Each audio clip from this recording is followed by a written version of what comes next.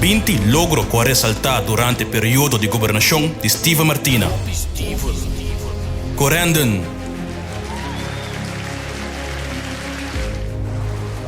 Sandals Curaçao. Desarrollo de área Maripampung, un proyecto turístico y para pueblo. Courtyard Marriott.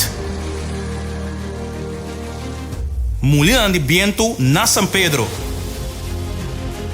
Proyecto Saquito Corredor. Manejo nuevo y ejecución de empresa chiqui y mediano, Minagoshi Business Center. Limpieza de área de recreación y derechamiento de nos playas público. Masterplan para nos HAF. Llegada de 2 dry dock grandes de nos HAF que crea cupo de trabajo. Renovación y modernización de nos aeropuerto. Renovación de Plaza Biel y Shah Capriles Cada. Ampliar el London Paquet y con plan para crear 5.000 cupos de trabajo.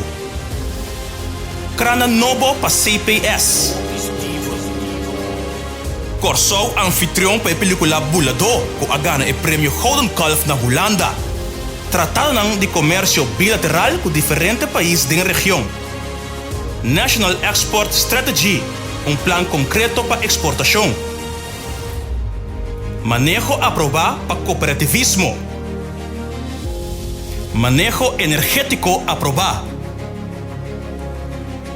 Manejo de innovación de tecnología, agricultura y pesca.